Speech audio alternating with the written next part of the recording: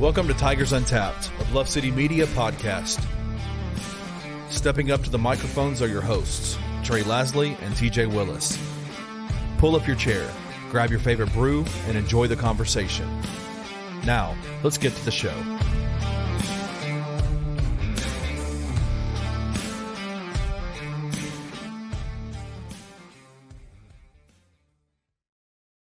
Oh my. Shout out to Tut episode set. Did y'all see the video of the Oilers fan that did that last night after they scored? Oh my. No. Really? I'm not even sure what just happened. What is going on? Lifted her jersey up in the arena and exposed herself after a goal. Oh, it was a female? The crowd right. Oh yeah, it was a female. I honestly thought when we were coming on, I thought Trey was about to throw up everywhere because you thought you were coming on. Yeah. Have you guys ever seen a human being spontaneously combust? Because it might happen live this evening on episode 78. Oh God. What happened? Just had a little work dinner before this. Took some fellas from up north to Central Barbecue, and they wanted to try a little bit of everything, and we tried a little bit of everything. Had a pulled pork sandwich, had some ribs, had a pound of pulled chicken sandwich, pulled pork, mac and cheese. I ordered green beans, but they brought me baked beans, which I didn't complain about. Caramel cake, a sky dog, banana pudding. Jeez. I'm just telling you, brother. It's a lot going on here, man. It was an evening, and now TJ, tell him what I got to guzzle down to wash it all down. We are working with Hampline Blueberry Thrill, which our boy Natchez is back. I'm not too thrilled about this one. I do like blueberry flavored things, but blueberry mint play on words sour there. goza. Blueberry Thrill. He's not thrilled about it. Yeah, well done. Blueberry Thrill, blueberry mint sour goza. Wow. Oh, is it a sour? Yeah, sour goza. Blueberry Thrill. That sounds like a flavor of one of Kenny's vape pens. Vape Nation, stand up. Kenny, rip his cloud. Whoa. That would be a cool intro transition. Yeah, we should do that. Yeah. We should do that. I got these in Germantown. Look at this. They're charging Germantown prices out there. Germany, thing, dude. Jeez. That feels like a fair deal. You know, $4 gets you at the FedEx Forum. Well, a capless bottle of water. Apples here. Hey, y'all know what the first 25 minutes of this podcast does to people?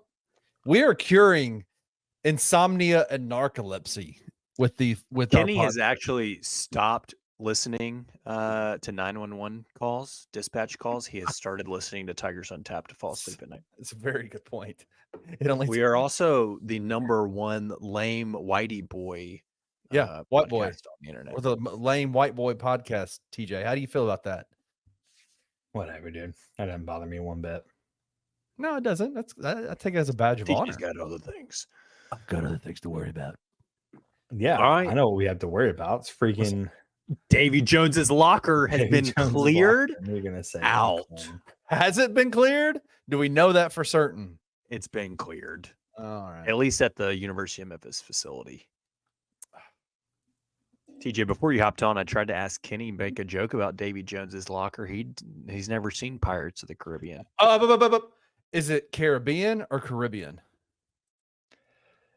The Pirates of Caribbean. No, I say Pirates of the Caribbean. Thank you, because you're a normal human being, but it's the Caribbean. No, okay. Whoa.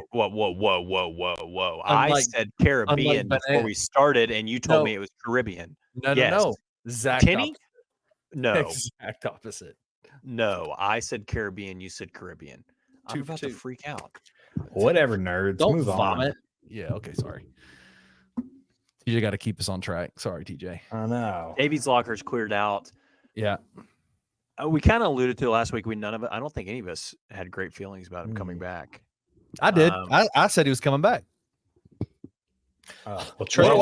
We said he's not.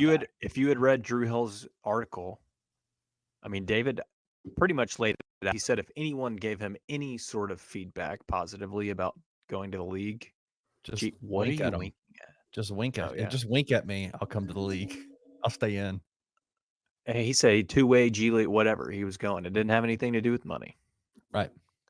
And obviously, it sucks to. He would have been a preseason All-American, right?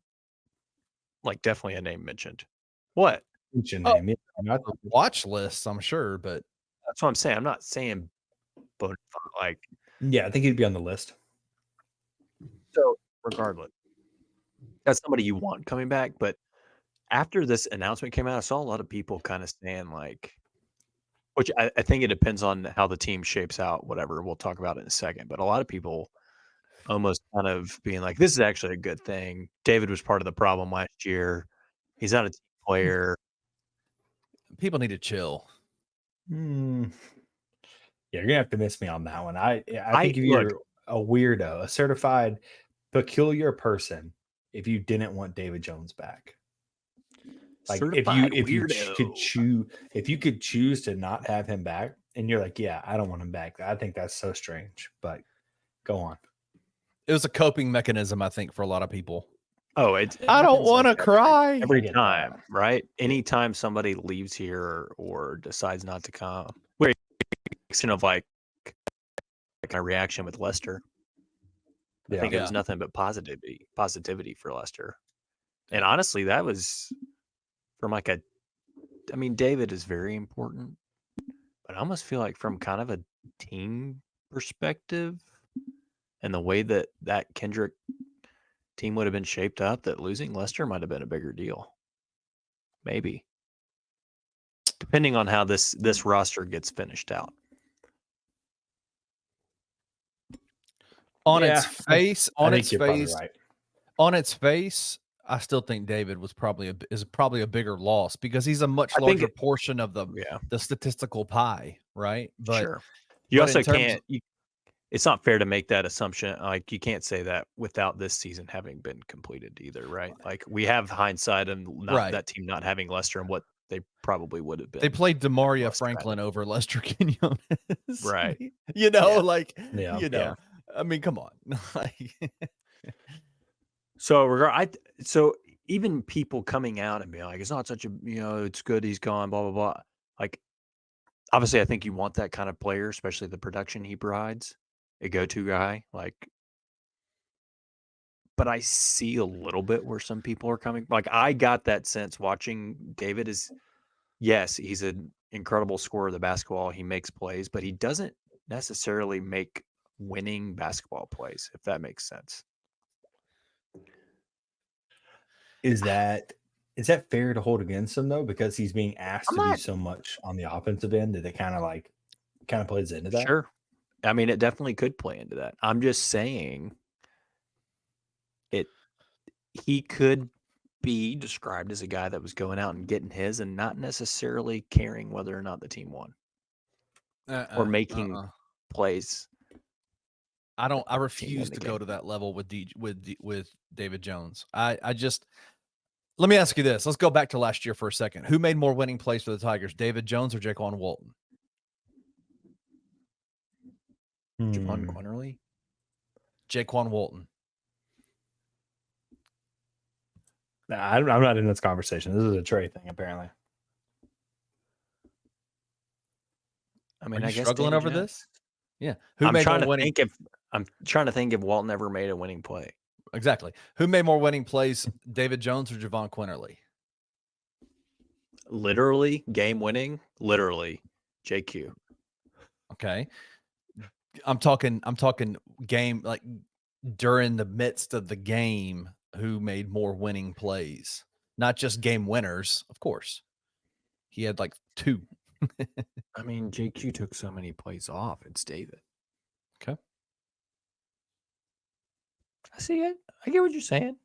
I'm cooking with what you're throwing.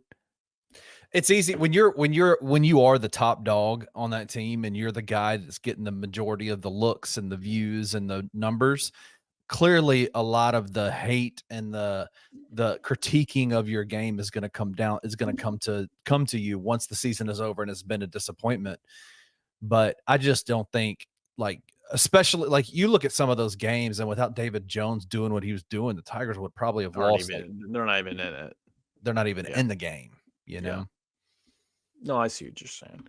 Yeah, I mean, regardless, I think you lose a player like that, and it's not – I don't think the staff anticipated it. Penny had obviously said 30% that we were getting him back, so I think they're a little caught off guard. Not to say that they don't have some sort of contingency plan in place, which we will get to, because there's 3 big names, I would say, still that are in the portal that we've seen that we're linked to. One being Travon Brazile from Arkansas. Another being Jameer Watkins from Florida State, although I think he released a list earlier today and we weren't necessarily listed. So I think that was a case of kind of coming in too little too late in that one, in that recruitment cycle. Maybe if they had known earlier on that David wasn't coming back, and you're in there a little bit earlier, that's somebody you can get. But the most recent, and honestly I think I would say best fit for kind of what we're needing at 3-4 position is Arthur Kaluma. Kaluma, Jamaica. Ooh, I want to take it. That's the #1 hit single, Kaluma, Jamaica, by Anthony Sane of the Bluff City Media Group. If you guys haven't heard that one. So I guess the real conversation is Brazile versus Kaluma, right? Watkins seems out of the picture, right? I think we can all agree there. Yeah, it seems that way, at least. Based on what is out there in the X-verse today, it sounds like we are the early favorite for Kansas State transfer. 6'7" wing Arthur Kaluma. He is listed as one of, I think there's only 4 remaining 5-star transfer prospects, according to Evan Maya. He is one of them. 6'7", 225 from Glendale. Spent his first 2 years at Creighton, is that right? And then last year at Kansas State, averaged 14.5, 7 boards, 2 assists, shot 43% from the field, almost 35% from 3, nearly 75% from the free throw line, half of a block, almost a steal a game, just 2.3 fouls, 2.8 turnovers. I mean, I think he would fit perfectly in kind of what you're looking for in a stretch 4-3 spot. Super athletic. I think he's got a lot of upside defensively, rebounds the basketball, can knock down the 3 ball if needed. I mean, he's no Colby Rogers out there at 49.9%. But for a 6'7" wing, 35% a clip, what'd we say? That's pretty decent shooting right there, Tej. Yeah, I mean, I think actually both guys fit kind of perfectly in what you're looking for. I think Brazile kind of he kind of had a rough year last year in comparison to what he had done at Missouri the year before. If you kind of look at the stats, they kind of dropped off. A lot of Arkansas fans are maybe I think he had reasonably upset with him. He had interest other than Stop basketball. Stop it. That's all. That's not proven, and you're being silly. I'm just saying there were distractions on and off the court. Whatever. I don't know why I try to have a conversation. Go ahead. Look, I'm excited about Kaluma. Do you throw David's entire NIL bag at Kaluma? No. Is that where we're at? I don't think they're equals. No.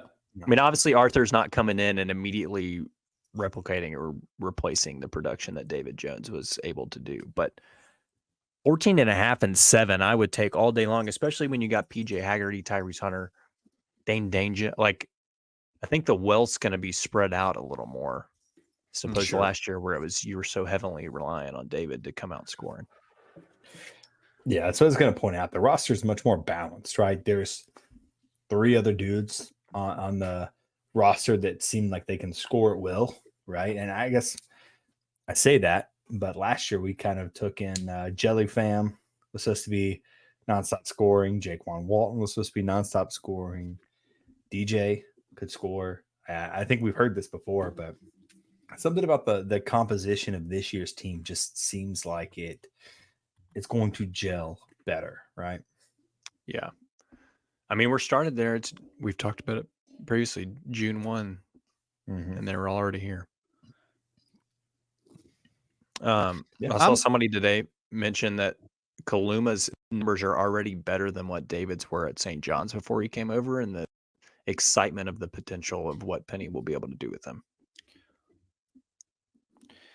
Kaluma and Brazile are different players, though, right? Like they play two different positions, right? Yeah.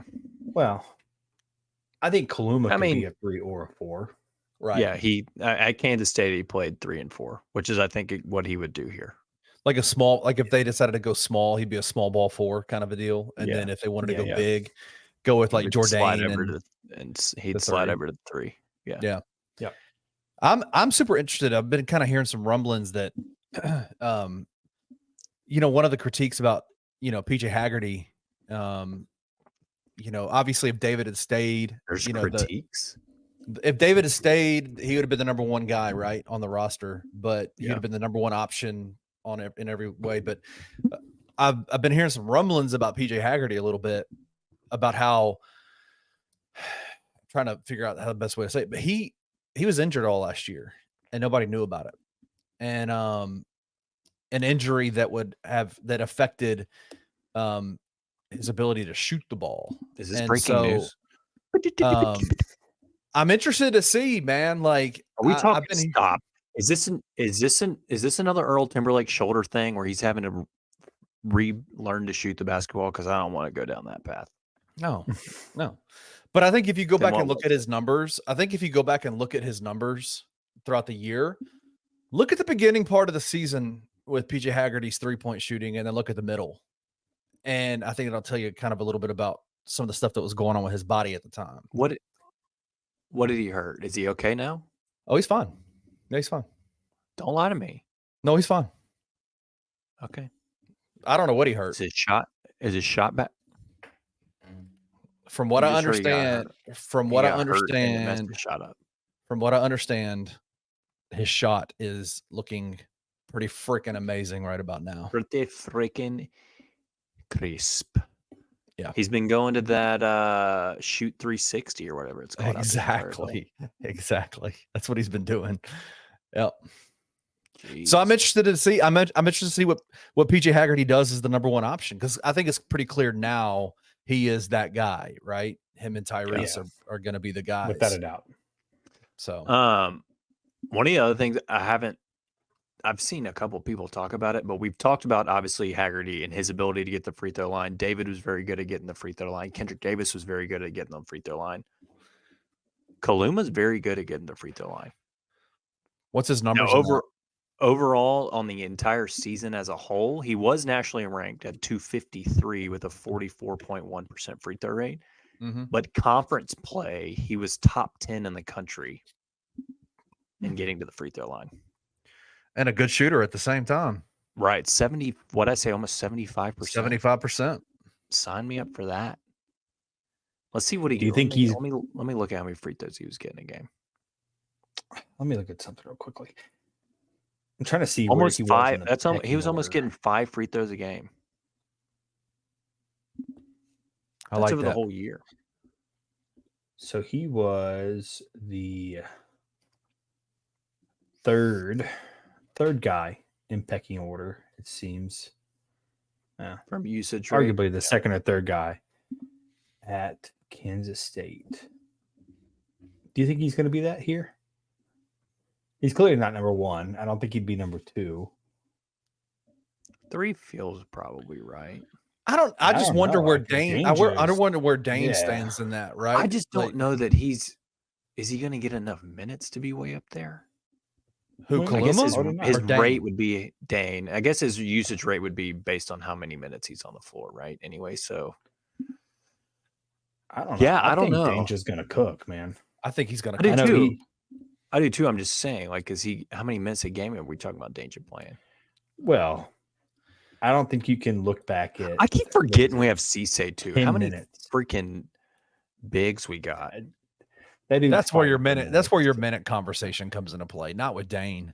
I don't think your minute conversation comes in with Dane. I think Dane is the guy that plays with all the lineups, right? Like he's the one big that can You be think he's mixed in. pushing? You think he's pushing 30 a night? No, I don't think so. I don't think Penny because really there's too does many that. lineups. Yeah. Yeah, there's too many lineup options, and you could have Cisse at the 5 with honestly the SMU guy. His name's skipping me right now.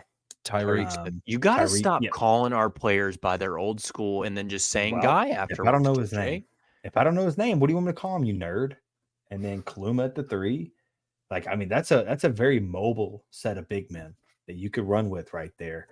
And I could see that taking minutes away from Dane in that aspect, but that's when you're choosing to play like that, right? I still think Dane's going to be a 25-minute per game on the low end, and that's only just because you have so many bodies.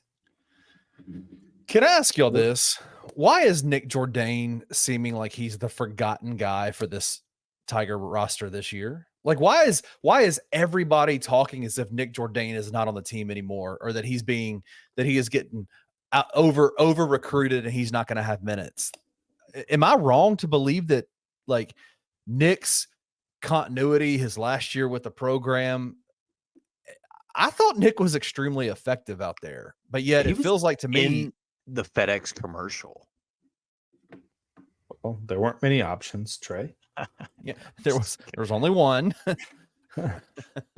I mean, I know what you're saying, but in a sense, he is kind of getting recruited over, is he not? Like, I think there's no doubt about it. The guys they're bringing in are more talented than Nick Jourdain. That's not to say that talk about somebody that makes winning plays on the basketball court. It's Nick Jourdain, right? And I think that's going to get him minutes. I don't see him not playing in games, but I don't think he's going to go out there and get 25 minutes. There's no way that Nick Jourdain that Tyreek Smith is going to come in and provide the level of production that Nick can provide on the court. Like Nick can actually produce on the offensive side of the ball. I don't think Tyreek is that guy. He's a defensive guy. He's a physical rebounder. He's a shot blocker, but he's not scoring points like Nick is. Yeah, I mean, I would actually. Go ahead. I was just saying, Nick has the ability to step out and knock a 3-ball down like we saw that last year. Tyreek Smith has literally never shot a 3 in his life, according to his stats. He's got Will Coleman stats. 1 for 1, 100%. We won't go there. Well, last year he was 0%, so we'll say it was 0 for 1. Oh, okay. Well, my question is, I could honestly, you could convince me that Nick Jourdain would start at the 4. If they bring in Kaluma, he's your 3. Whatever you want to consider between 1 and 2 with Haggerty and Hunter. Like, I guess it doesn't really matter who's your 1 and who's your 2 in that argument. Jourdain could be your starting 4, and then Dane Danger your 5, and then Smith and Cisse are your 4 and your 5. So I said Smith, Cisse, Colby Rogers, your backup 3, Koji, I guess, is your 2 in that sense. He's a 1. He's a 1. 2-1. Yeah, I mean, it's kind of like a whatever. But then you've got Tyrese. I mean, you got Tyrese at the 1. You got PJ who could back up the 2 or back up the 1 as well. You know, like you could. I think you're going to have a point in time where it's probably going to be like Tyrese and PJ are all one of those 2 guys are always on the floor. Yeah. That's why I don't necessarily think a Koji's going to play a 1. Like I know you said he's a 1. I think he's going to be a 2 because you're like your exact point, right? You're going to have one of Hunter or Haggerty out there. They're just going to go from a 2 or a 1 and just stay on the court while they pretty much line change out. Yeah. Not that they, you don't rotate like hockey or anything like the line changes, but you get my point. Yeah. Well, Penny likes the line change. Penny's a good lineups galore. Who's the first guy off the bench, you think, with the roster edited as it is right now? Let's say Arthur Kaluma is on the team. He's here. Who's the first guy off the bench? So what's your starting 5? Hunter, Haggerty, Kaluma, Danger. Mm-hmm. I honestly, right now, I want to say. Did you say that 3 was? Kaluma. I said Colby. So who's the 4? If you're saying Kaluma's a 3, who's the 4? Nick. You're saying Nick starting? That's what I think. Did you not? You kind of broke up a little. You kind of broke up a little bit, Trey. So I said Colby at the 3, Kaluma at the 4, and Danger at the 5. Oh, you think Colby's starting? Okay. I mean, I don't know. I mean, his usage rate was the highest at Wichita State. He knocks 3 ball down at the highest clip. Like, I just feel like that's somebody that Penny throws out there starting at the 3. And then you bring like a Nick Jourdain off the bench first. And we're having this conversation as if Penny's not going to change it out every night, right? We're going to have a situation where it will be Kaluma at the 4, and you'll run this super mobile set, and Dane will probably feel like the oddball out at the 5, and then Rogers will start at the 3, and then you're going to change it out left and right. And then one night it'll be a big 3 of a Kaluma, a Jourdain, maybe a Smith, I don't know, whoever there at the 4. And then Danger at the 5. Like, you never really know. I guess the true argument is the 3 and the 4 in the grand scheme of things, depending on what you're kind of running. Yeah. And then we haven't even mentioned we got a commitment. Vieira Tuck, the Portuguese lad from Texas, however that works. Actually graduated high school in Texas and then went over to play for Portugal in like the under 20. Is that right? What do he averaged almost 15 in the under 20 for Portugal? I mean, seems to be a pretty fluid, smooth player, can score. I don't think this is somebody that's going to come in and feels like another Ian Granger. He's better. I think he's better. He's better than Granger. Yeah. I'm not saying he is Granger. I'm saying it just feels like that, where you get this Europe style guy that's not going to get any time. You guys think he's going to come in and get to play? No, I think it's a project. Yeah. And then come next year, whether he's here or not, you never know, because freshmen don't stick around. I think both camps are expecting him to be redshirted, to be honest with you. Good. That would be phenomenal if they're both on the same page and expecting that. I would love it. Give me Daniel Vieira Tuck. Sign him up for 4 years. Yeah. As it relates to sausage, we can't get Vieira Tuck in there, so I don't know how he impacts it. Losing David Jones took us from 17 to 32. It's big. That's a big drop. That's almost doubling. If you add Kaluma, have y'all looked at it? It's out there on the Twitterverse, so it wouldn't surprise me if you had looked at it. But have you guys looked at the jump that we make if we add Kaluma? So you said we're at 32 without him? We're 32 right now, given what the current roster is with no David Jones. No, real quick before you get there, before you add him, is that higher than what they were last year at this time in terms of the sausage maker? I want to say yes, but I can't remember off the top of my head exactly when everybody joined. But given the fact that it's June 3rd and we've never had this everybody in, right? Here, but I'm gonna say yeah. I don't think even David Jones at this point last year had committed yet. So yeah, I think we're higher to date versus a year ago. I mean, at 32nd. I think Sausage Maker didn't really appreciate the Tiger lineup from last year, right? Like he was not a huge fan. Not well, right. If we had gotten DeAndre back, he was a huge fan. Yeah. Right. But I think we're pretty similar to where we were last year, right? Not exactly, but what the team ended up being. So 32, add Kaluma. Add Kaluma. It takes you to 23rd. Oh, wow. Okay. I'm all for it. And that's with Tuck not being in the system. Wow. And still 2 roster spots, I think. Wow. That's interesting. Okay. If you replace Kaluma with Brazile, not a huge drop from Kaluma, but 25th. I'll take it. Top 25 ball club. Yeah, I do think it's a win-win. And I was actually, when we were talking about the depth chart earlier and kind of where we thought the pecking order would go, I started thinking in my head, if we landed Brazile instead of Kaluma, how that shifts things. And I'm curious what ends up happening at, let's say, the 3 spot in that argument, right? Like we're sitting here talking about, Kaluma potentially at the 4, but you wouldn't really want Brazile at the 3, so he'd be pretty much stuck at the 4. Then you've got Smith, Brazile, Jourdain all at the 4, and then if you're trying to run someone as a small ball 5, then you just got this crazy jumbled lineup. So although Brazile kind of fits as a stretch big, I think he actually kind of messes things up at the same time. Yeah, I mean, so Kaluma, what if go get him? What if they could get both Kaluma and Brazile? That's a no for y'all, or is that too many toys? Like, what do you think? I will say Penny has found a way to make it work every year. I've always thought he's brought in too many dudes, and he somehow always finds a way to make it work. Like, well, I mean, for the most part, right? Most of them just leave at the end of the year, but that's on them as players, right? You can't really stop that. I mean, if they're both wanting to come and we can define roles and expectations and everything, I'm all for it. Yeah. You're muted. I don't think he does that, though. Kenny, we can't hear you. Sorry. You're pulling a TJ. I'll pull a TJ. You're limiting roles then if you do that, right? Like you're basically saying, hey, Kaluma, you're probably not going to play the 4. But at this point, like, would they both want to come?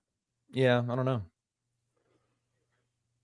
I mean, they have roster spots available. That's the question. Yeah, right? I mean, they do. I'm just saying both. It feels like, I know they're a little bit different style, but it feels similar to kind of a little overkill. Yeah. Did you guys see Penny's comments today? Out there at the AutoZone Liberty Bowl Classic at TPC Southland. TJ and I ran out there. We tried to get on the bag for Penny. We couldn't find him. I don't know what it was. My guy didn't seem too thrilled to be interviewed. Well, I have an idea. I think I know why it wouldn't. Yeah. He went out there to play golf. Supposedly the media was told by some media liaison that there would be no basketball questions, and then they proceeded to bombard him with basketball questions. My guy's just trying to get to his tee time. Can a guy just not play golf, please? Can he get one day to play golf? I'm with Penny on this one. Well, also, I'm with Penny on this one just because, like, I think I'd be kind of pissed just about the whole situation. Like, David Jones and his camp keep telling you, hey, we're coming back. And how many guys did Penny just openly pass on because he was like, I don't need a volume guy. I don't need a starting 3. I got David Jones coming back. You and think then all of a sudden he's like, oh. Today's attitude was a little bit more because how do you know David Jones's camp was saying come back? They were coming back. We don't know that. Is that not the word that's always been out? Is that Penny? I think I can find you the quote. I feel like Penny's confidence in it would lead you to believe that he was getting some positive signs from David and his. I don't know. I mean, also you just look at the situation given his combine output, his measurables. It just seemed like he didn't enter the portal. Things seemed like they were trending for a David Jones return. And I felt like Penny seemed confident in that happening and then felt a little bit blindsided. So TG, you're thinking today was a little bit because that wound is still open and fresh. I'm thinking my man just wanted a day to play some golf and not be asked about basketball. I mean, it's probably a combination of the two, right? If you were told not to ask basketball questions and then you come out and ask basketball questions, I mean, he's already kind of pissed about the situation. And like, I get it. I mean, I'd be like, fuck off, dude. But is it fair though? Is it I wish fair? I wish we'd have been there because I'd asked him about how his golf game looked and what the greens were looking like on the practice green. How the greens rolling? Were you rolling them good on the practice green? Yeah. That'll lighten things up. But isn't it kind of Kenny didn't tell us there was an availability ready. I mean, we're right there. My office is right there on the 5th hole. I could have been there. You think I knew that there was an availability? We don't get told these things. We're not a part of that group. All the media was there. They were being annoying as hell, pissing our guy off. Kind of glad I wasn't there, to be honest with you. If you're asking the right questions, you wouldn't have been pissing him off. I'm going to go to the next availability and be like, wasn't me, Penny. Like I wasn't there. We could have said, Penny, how'd your lesson last Monday go with Sam Kern out there at Ridgeway?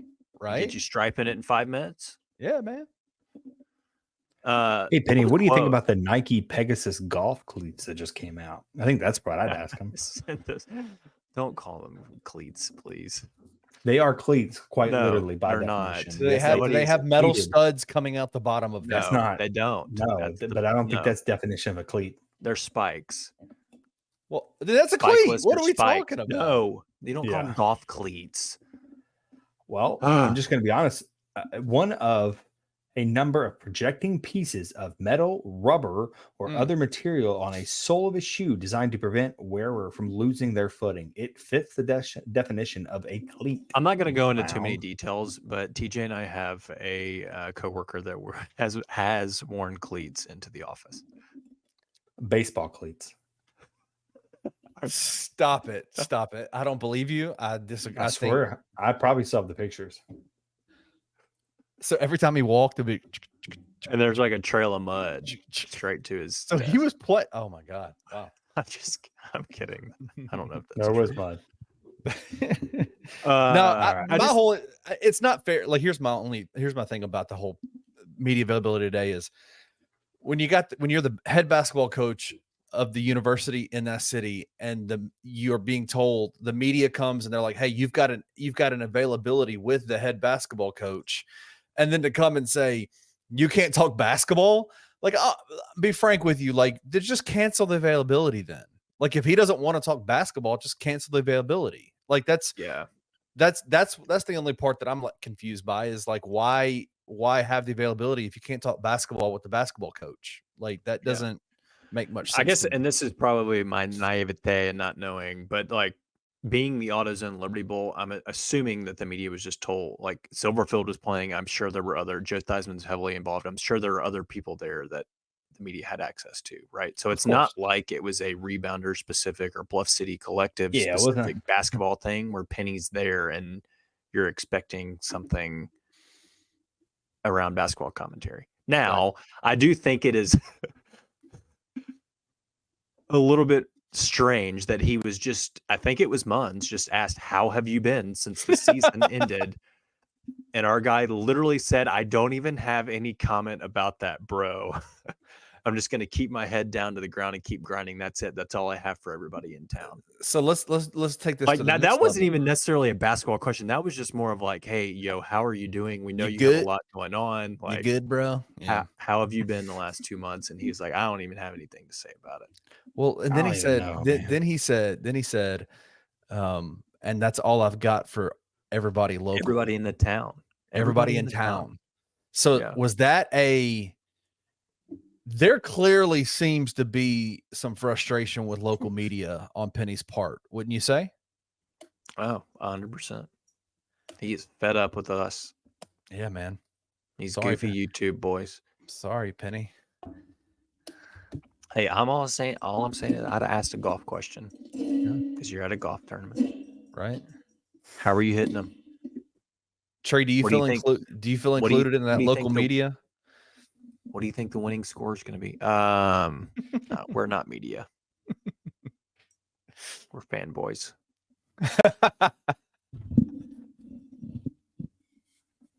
I hope it gets better.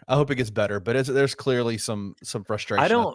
I'm going to be honest. As much as we're joking about it, I didn't feel good about what I saw today. Hearing that, he feels like he's, in a sense, like done with it all almost. I mean, I know he said he's putting his head down to the ground and going to continue to grind, but I don't know. Saying no comment to just how you're doing, no comment to David Jones, like, it kind of just feels like you're over it all a little bit. And maybe it's just media and he just wants to get to work, but I think the David thing kind of got under his skin. He wasn't ready to talk about it just yet. He wanted to just kind of go out there and play golf, right? It's kind of the vibe I got. And then you hit him immediately with basketball questions. It's like, well, that's not really why we're here. Like, I know who I am, but there's more to Penny than just Penny, the men's head basketball coach. It's just like if Ryan would have said, like, hey, no football questions. Let's talk about the golf tournament. Let's talk about why we're here. That type of situation. Like, you're not going to get up in arms about it. I don't know. I think it's wild that people are pissed personally, but I don't think anybody's pissed. Is anybody? I haven't seen anybody be pissed off about it. Not really like pissed, but like, what people are saying, well, why doesn't the basketball coach want to talk about basketball? I had no problem with it all. I don't know. All right, we're gonna wrap up segment 1 with a let's end it on a good note. Hey, what if we started doing a cheers every week? We cheers somebody, because this week, who we're cheersing? We're raising our beers and we're cheersing DeAndre Williams. He won the beer league title with the Beer Leopards in the Taiwan T1 League. Him and DeMarcus Cousins. They're playing on the same team. That's crazy, right? Yeah. Yeah. Even though Boogie, I had no idea Boogie's over there. I bet Boogie, even where he is right now physically, I bet he eats over there. Without a doubt. And drinks for those beer leopards. How awesome of a name is Beer Leopards, by the way? Yeah. Can we be the Beer Tigs from now on? Mm-hmm. That flows beautifully with Tigers Untapped. The Beer Changing Tigs. the name. I'm trying to see if I can find his stats in the DeAndre? for the beer. Weirdly enough, I saw something. He only played like 11 games this season for them. Do we know why that is? Well, yeah, because he didn't get picked up until midway through the season. He was here at the very end of the year. Oh no, he only played 9 games with the Beer Leopards. Yeah, he didn't get picked up. He was in another league for only like 3 games, and then came back to Memphis, and then went. Okay. Yeah, I'm saying he was in the Philippines first. Played 2 games there. Got picked up by the Beer Leopards. TJ averaged 11.3 points, 6.2 rebounds, and 2.5 assists in 9 ball games with the Beer Leopards, and helped stat filler. It's a stat filler, bro. Yeah. I mean, just came in and was the reason that they paired nicely with Boogie Cousins and brought home a ship, a T1 Taiwan ship. I'm going to be honest with you. Boogie Cousins at age 34 put up basically 20 points, 10 rebounds, 3 assists, 1 steal, and 1 block. Yeah. Wow. I'm being lied to here. He's 33. Boogie and I'm 1 day older than Boogie Cousins. Wow. August 13th, 1990 is DeMarcus's birthday. I'm August 12th. It's wild. Wow. Devin Williams there too. It's kind of a stacked little team they have. No wonder they won. I could be winning Beer Leopards championships. You think we can get can we get a DeAndre Beer Leopard jersey? You think that's out there? Oh, you got it. Timu's got to have one. TJ's a big Timu guy. It's been a while, but I'm going to see if they have one. We're going to take a break and search Timu for a DeAndre Williams Beer Leopard jersey, and we'll be right back.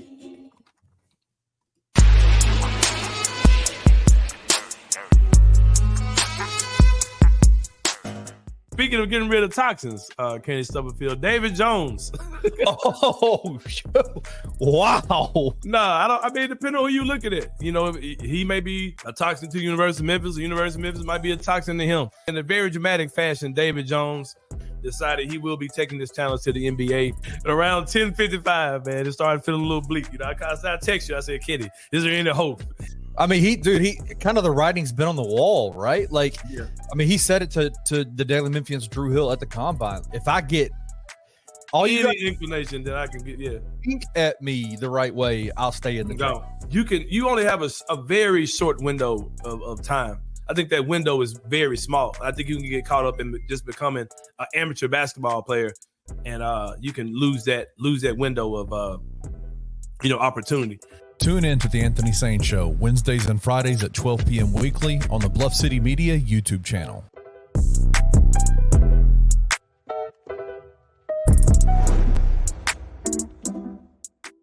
I thought it was well-deserved. And what's cool about it, he only played in 48 games, only started 18. So for him to make up the ground that was necessary to even be involved on this team, it shows you how damn good he was in the minutes that he got. This is not a year that he came in at all, or fans or the front office came in at all expecting them to be any kind of contributor.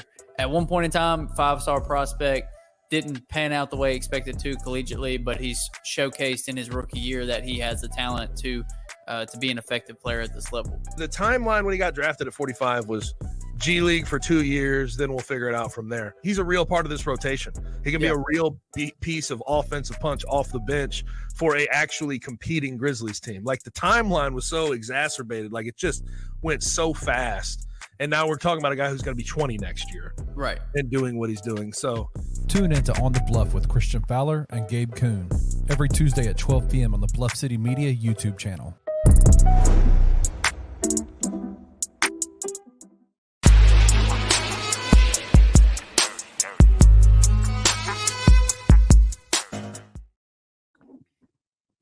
I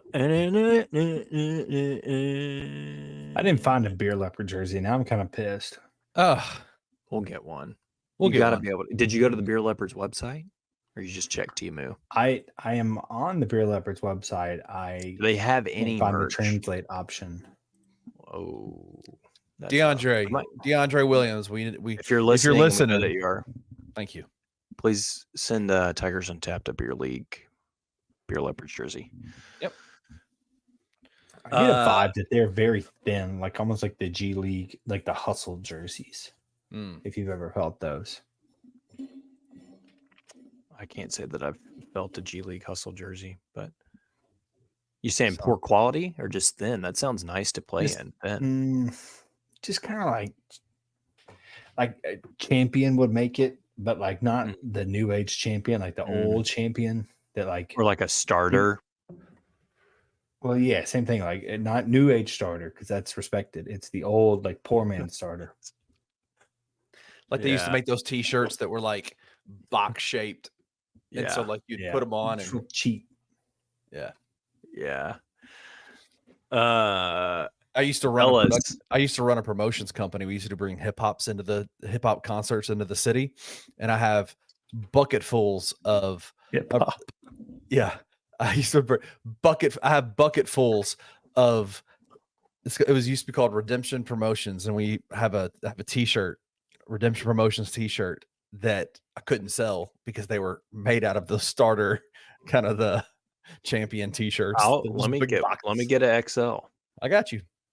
All right. Fellas. You want one, right? TJ? No? Rude. Wow. That is rude. That's like, I mean, TJ, you at least do like yard work in it. Yeah. Wow. The football portal stays active, my guys. We got another defensive end commit. TJ alluded this weeks ago.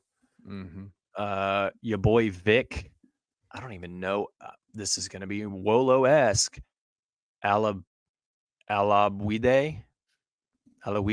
I don't know. How do you say it, TJ?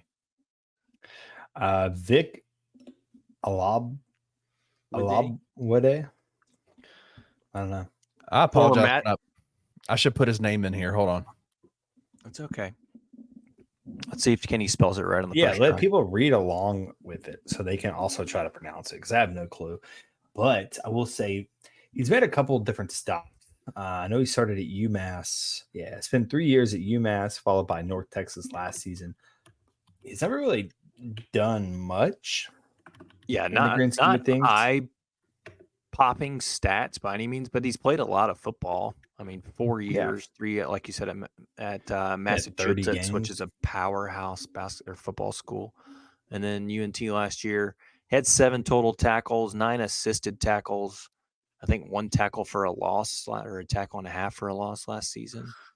But just depth, 6'5", 265, I think, out of Stone Mountain, Georgia. So just added depth to that defensive line. I mean, just continuing to try to beef up and add to that defense. His name is in the title, or his name is in the banner. What's his name? Well, he goes by Vic Alawide. I think it's Alawide. I'm not even going to lie to y'all. I went to both UMass's and North Texas's rosters to get a lot of time. Memphis does it. GoTigersGo.com does it. They allow the players to say their name recorded so that you can listen to it. Can't find it anywhere. Also search YouTube to try to see if maybe there was like an ESPN highlight of him making a tackle for them to announce it. Nope, not a So I'm just going to have to go with what Wolo says come August 31st. Yeah, that's my question. That was going to be my next question. I want you to, in your best Wolo impression, say his name. Vic Zariel. What is he called? Alabudi Schmear. How long did it take him to stop saying Blankenschmear? Oh, I'm sure he will say it this season still. That's awesome. All right. I don't know that it ever stops. It still slips in there. I mean, do the Tigers need any more defensive end? Huh? TJ put it into a Google pronunciation. Alabuid. Alabuid. What is that from? Right. What'd you put it in on? Alabuid. I don't even know if you could hear that. Google. I could hear it. Yeah. Interesting. Is he going to play? I mean, the Tigers seems to have a pretty awesome defensive line already. Like, is he going to play? Yeah, I mean, I think there's a good chance he'll play, right? I mean, they're just adding depth to the defensive line. We saw last year they rotated 7,000 defensive line, and hopefully they don't do that again this year. But I kind of think they had previous relationships with him because he came from Stone Mountain, as Trey mentioned. That's actually where Carlito. What was Carlito's last name?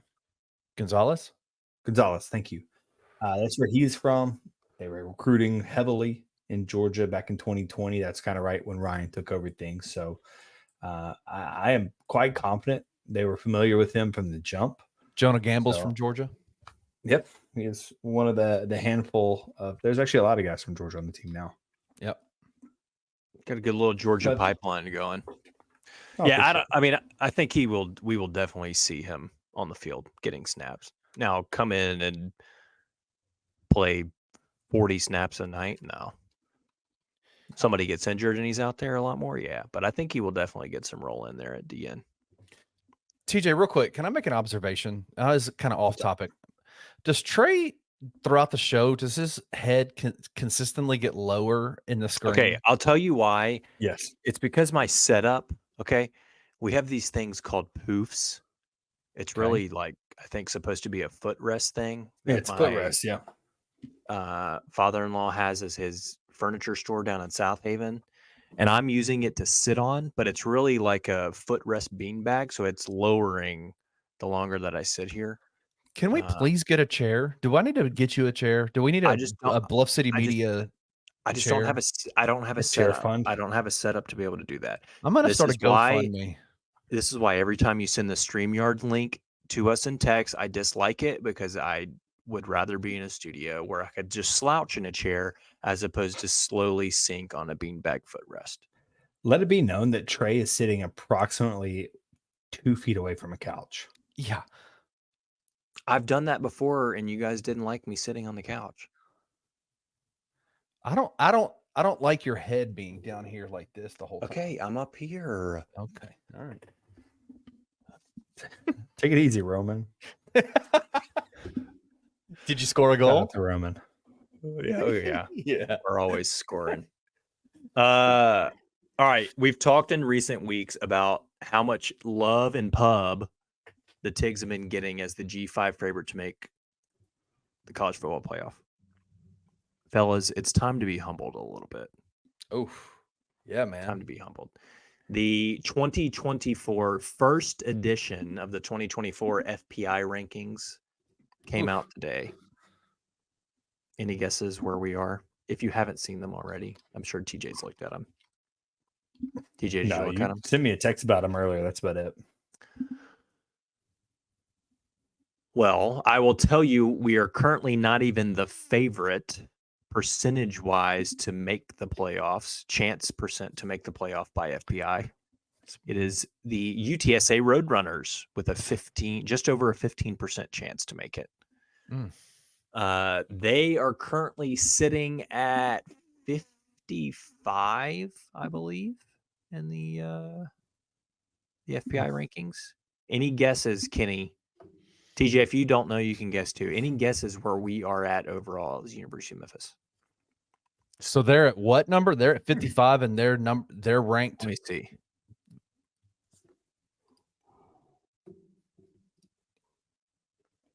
They're 56 overall, excuse me. UTSA's 56.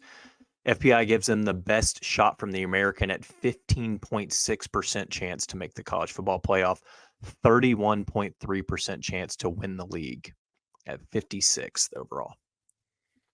We are second. I will give you that much in the American. Oh, so Tulane's not even in that conversation. They're not far behind, but they are third. Okay, so it's got to be all right. So give me, where are they at then, ranking wise? Tulane is sitting at 69. Nice overall. So they're 50. It's been between 55 and 69. Yep. Let's go 64. Very good guess. Timothy, do you know already? Oh, I have no clue. 66. Okay. FBI, as of today, is projecting us to go about 8-4, 7.8, and 4-6 as our official record, giving us a 17.4% chance to win the American, and then a 7.9% chance to make the college football playoff. That would be a rough season for Ryan Silverfield. Yeah, I don't think he could be retained if that. The highest ranked. You know you want to guess who the highest ranked G5 is in the FPI? I think it's Boise, right? James Madison or something like that. One of those Boise, schools in the Sun Belt that doesn't play anyone. Yeah, it's Boise. James Madison is close up there though, but Boise is sitting at 48th. So then how are they not favored to be the – is it because of their schedule? Or if they're ranked higher than UTSA, then how are they? Well, I think it's because they do have a tough schedule. Don't they play like Oregon this year? And yeah, they play at Oregon. They play Washington State. I think it is their schedule coming into effect. But yeah, they are sitting behind UTSA at just – no, what did I say UTSA was at to make 15.9? What their playoff percentage chance? Oh, I don't know. I can't remember.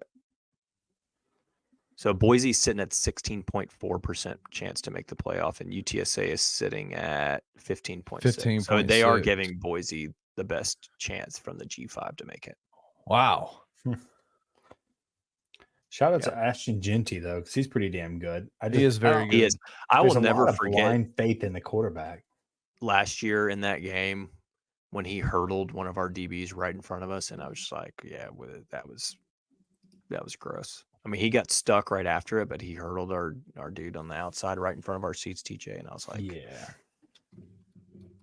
Seemed D'Angelo-esque almost. Does that a little bit the preseason pub? I mean, it does. And overall, I still think a lot of people are projecting us to be the favorite, but I mean, it's very early, right? And I feel like FPI is kind of like that Ken Palm-esque, Evan, like they need Bartorvik, they need some data. Yeah. So let's check back after like week 3 and see where we're at.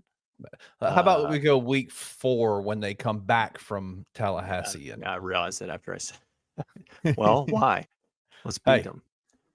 But yeah, I think it does temper them a little bit. And then, I mean, not only that, I think Brett McMurphy tweeted out odds, I guess Vegas odds to win the college football playoff.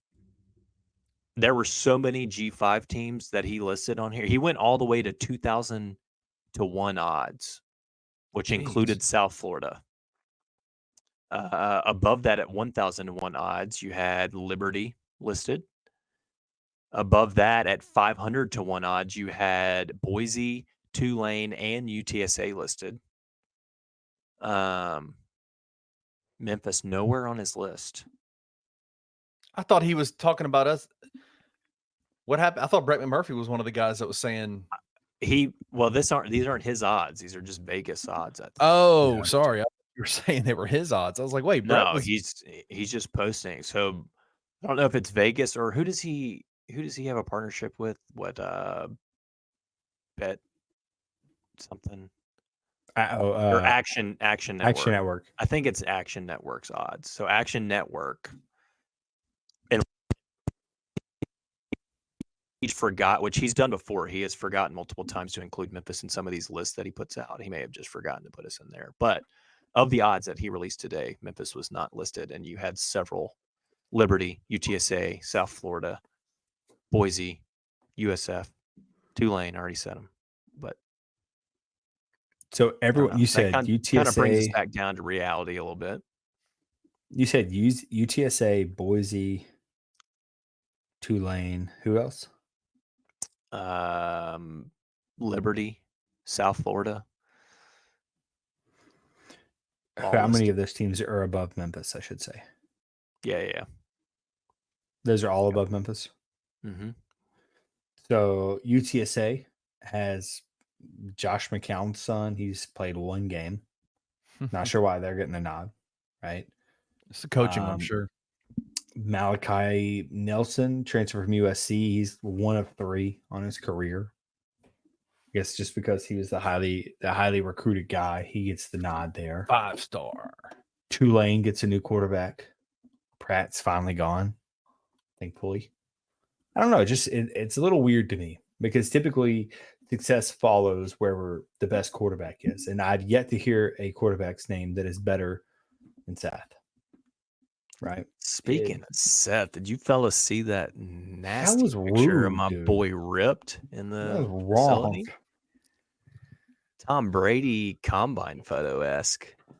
Look like me out there, shirtless. That was a Definitely terrible not. angle for him, dude. Definitely not. Definitely not. That was a rude picture. Whoever took that. Kidding? You saying definitely not? Is it was worse or it was better?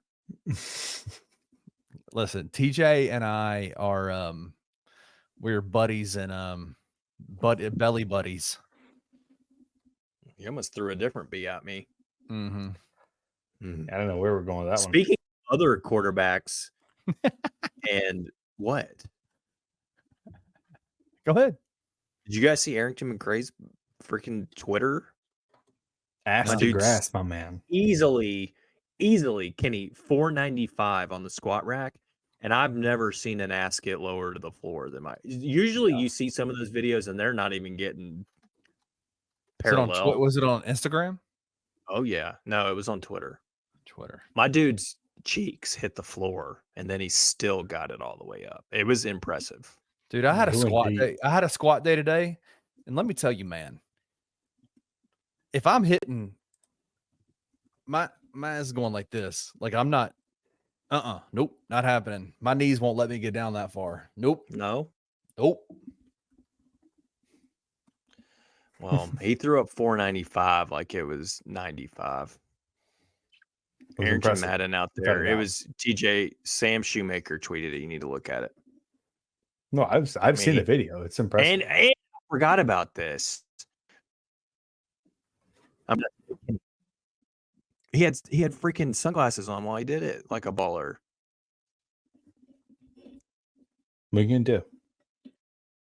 I wish I could throw up 500 on the squat. That would be nasty. I just got so much. I got to get down so low. Y'all, I mean, Kenny does too. He ain't even that big. I know. That makes it. That's Jalen Hurts level. What did Jalen squat? Like 600 or something? Jeez, dude. That's ridiculous. Well, you know, I'm watching Travon Brazile highlights right now, and I know highlights are obviously just gonna make someone look amazing. I think you can get down with Travon Brazile. It's gonna fudge up the roster. I bet you could.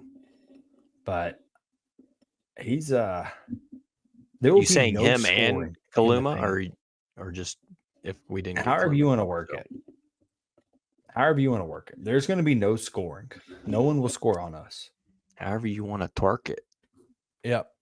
No, I watched a lot of Travon Brazile because of his because of my connections to Arkansas with my in-laws. And I'm telling you, man, he got a lot of hate, but a lot of it was due to injuries and not recovering from the ACL stuff that he had his freshman year. But that guy, when he was on, was really good. Really good. What shout out to Kickapoo High School. What? Kickapoo. That's where he's from. Springfield. Missouri? Yep.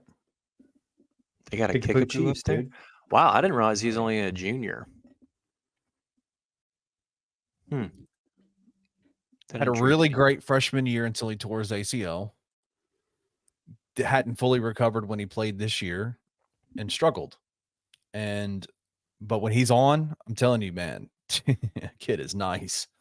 I wouldn't mind having Travon Brazile. I think a lot of folks would be like, because of the, his production last year, but I think he'd be great. We'll see. All right, last thing before we get to this beer thrill. We got a little sneak peek at a couple of NCAA ratings. The topic came up in the Discord. I'm going to ask both of y'all, what do y'all think Memphis's overall NCAA 25 rankings are? Give me offense, defense, overall. What sucks about that is overall, is it an average between offensive defense? Like, is that for sure? Special teams goes into it too. But yes, it's basically an average of all three. I'm not putting special teams in there because we don't know.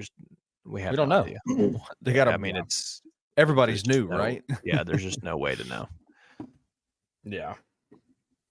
Sutton Smith, kick returner, punt returner. We know he'll be good at that, so we can count him. Yeah, I doubt he'll be the guy. I doubt he'll be the guy. Anyway. Just joking. You need somebody a little faster, I would say, right? I'm gonna say a 90 offense. I mean, yeah, I think your offense is going to be up there. Really? We've already taught. You're bringing back Seth, Rock Taylor, Blankenshmere. You got Sutton. You got Mario Anderson. Like, I think publications have listed you as a top 10 offense. I mean, you've been the last several years up there as far as points per game, production. Like, I think your offense is going to be pretty high. You have one of the better offenses in the game. I think they're going to be. I'm expecting them to be rude with the defense, but not like too rude. I'm going to say like 81 defense and then like a 78 special teams. Ooh. 81 I just tough. Yeah, I mean, but I get it. If you're basing it purely off last year, plus you're picking up a new defensive coordinator, a lot of moving pieces, I could see him running it pretty low. But all right, so you put it at 80. I think it's like an 83. Would you overall. say 70? 83 would be the total.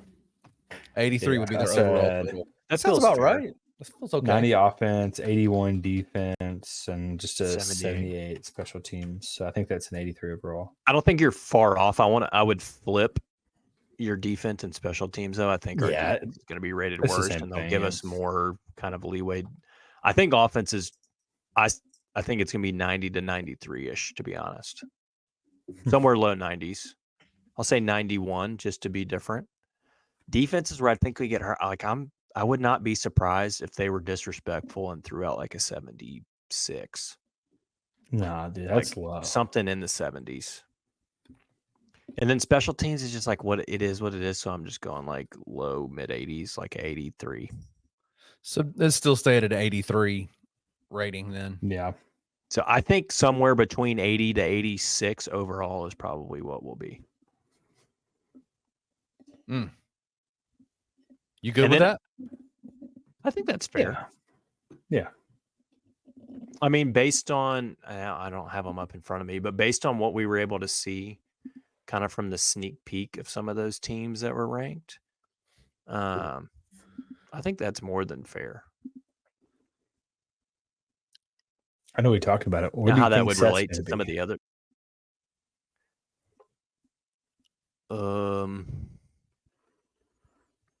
See, that is a good question. What are they ranking, Seth? Like, what's a really good quarterback in NCAA? Like 90 something. Well, I'd say they put him in like that. Like, are we talking like Johnny Manziel? Because I think he was a 99. Was he?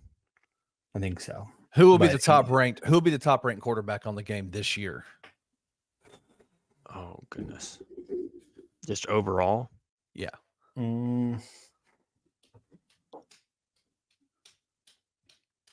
Good question. I don't know.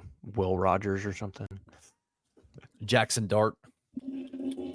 Dart will be up there. Yeah, that's not a bad guess. DJ. I think probably 90, 94, 93. For Seth? No, for the top rated quarterback. No, Oh there'll no, be the somebody top rated that's quarterback way will be up like there. a 97. You think so? Up there. Yeah, they'll throw somebody up Yeah. there. This just feels like a Oh. very. Go ahead. The Georgia quarterback. Mhm. Beck. Yeah. Carson Beck. Carson. Yeah, Beck will be up there. I'm trying to think of quarterbacks that are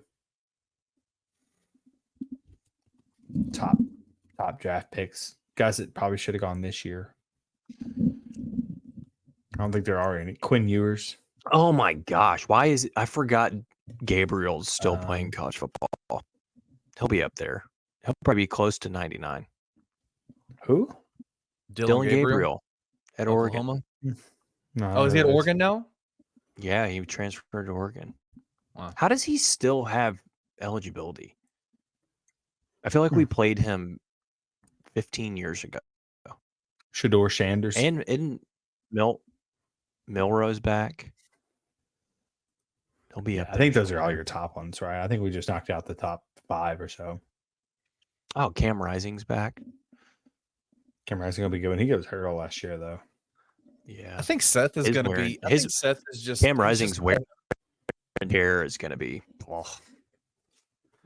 I just think Seth is like perpetually like underrated because he's just not that flashy, right? So like, I could see him being a I can see it. high 80s. Yeah, like mid 80. Bo Wallace was 88. If that gives you any demarcation line, It's going to be. Yeah, Bo I think Wallace is the two highest rated guys on the offense are probably going to be Mario and Rock are the two highest. I think. Yeah, I think I Rock think for it'll be- sure will be one. I think Seth will be up there. He's probably an 86. That would be my guess. You just got to have somebody. If you're going to get to a 93 rating or a 91 rating on the offense, you got to have a couple of guys that are going to be way up there, right? To like bring that up. Well, let's say Seth is an 86.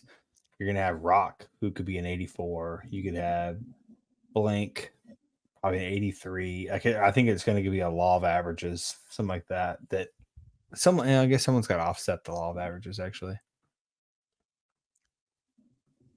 Gosh, now Kenny's talking me down. I know, right? All right, offense 75. Move on. Man, FPI came out. NCAA ratings. We're going to suck. This is going to Action be Network odds. This is gonna be the God. worst year ever. It's We gonna just be get the to worst. basketball season already. Yeah. All right, let's get some freaking blueberry thrill action. So I didn't even realize, TJ, before we started, it was blueberry mint. Yeah. I got no mint in that, though. Yeah, I'm not sure I got any mint. Next time y'all do a blueberry mint sour, send it to me too, man. That sounds amazing. Yeah, I'm not going to lie. This is, for a summer brew, this is great. This is what Dad needed today. This is exactly what Dad needed. The can, we go over this every time. Natch, love the guy, but we got to get some more flavor on these cans. Mix it up other than just the colors. There is a little bit of a keyboard on there, if you see that. Mm-hmm. Natch is playing, instead of just traditional handlebars, he's got a keyboard handlebar. So that I'll give him a little extra credit for that. But overall, I mean, this is a 6 flat can. There's nothing really to write home about this can. Yeah, we say it every time. I will say the can looks cooler in the camera than it does in person. I do like this color scheme though with the blueberry, and then now I Yeah. know why this little green's on here for the mint, so I am digging that, but it just feels like a 6 to me. You say a 6. Yeah. I like the color scheme. I'm gonna give it a little bit more. Nothing too crazy. Probably like a 6.5. This is probably the better. It's probably the best of the Hampline cans that we've come across yet. I could see that. Yeah, I'm gonna say 6.5. I gotta say though, beer wise, I like sours. TJ doesn't. I wanted the blueberry. I picked this. this evening. It felt like it was going to hit right. I did not, again, notice that before we started, it said mint. Otherwise, I probably would have been a little bit more skeptical about it because blueberry mint just doesn't sound good to me. So if any sort of advice for Hampline, just cross that mint part out. This was delicious, though. It was sufficiently cold. I finished the whole thing 25 minutes ago. I will be drinking another one of these relatively soon. Not tonight, but maybe this weekend. And for that, I mean, I'm going up there. It's not my favorite. I can't just drink sours all the time, but I do enjoy a good sour when it's cold and then on a summer eve. I'm going to go like 7.9 for this blueberry thrill. 7.9, wow. Which I know disgusts you. It does. I just don't like them, man. I feel like I'm going to have heartburn from this. Go get you some Tums. Dum, dum, dum, dum, dum.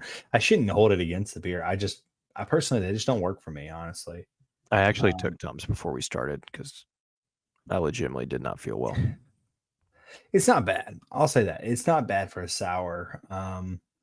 If you say it's a 7.9, I'm definitely not drinking two of them by any means, but I could see where, someone would do this, like my wife or your wife or cool. Wow. Shots fired. Wow. No, it's fine for a sour. Seriously, it's fine. I would say it is probably maybe like a 6.1. I don't know. I didn't get the mint at all. I do kind of get the blueberry. It is a sour. I got no mint either, and that's why I think I even scored it higher. I got all blueberry and a lot of sour, and it was good. See, I think I would rather have the mint.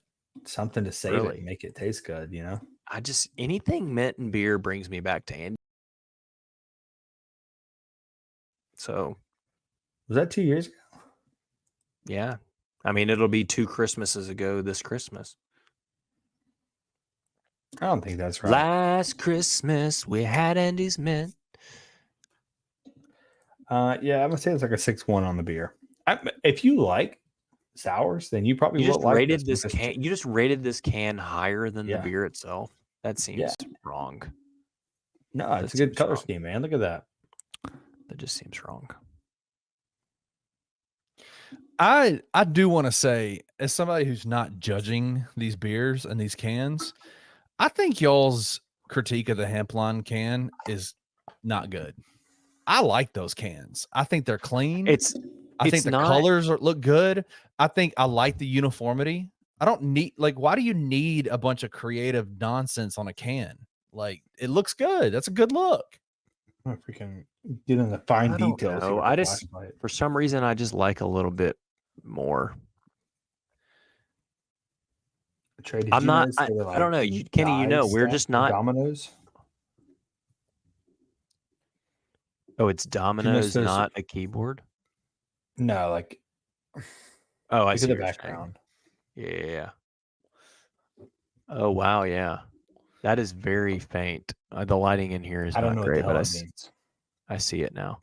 Well, if you read the description, it says what happens when you blend blueberries and mint into a refreshing rosé, a domino effect of deliciousness that hits all the right notes. This brew is like a sweet and tart southern cocktail that's sure to be the hit of the summer. So that's where it's coming from. What does it have to do with Domino's? Because it said it's a domino effect of deliciousness. The beer is.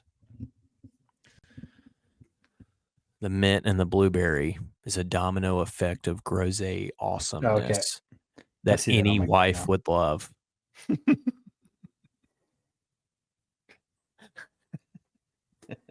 So with that, maybe we'll be back next week with something that husbands will like, and TJ will be satisfied. So come back, stay for the hot takes, and bring a cold beer and the hot takes, and we'll be back.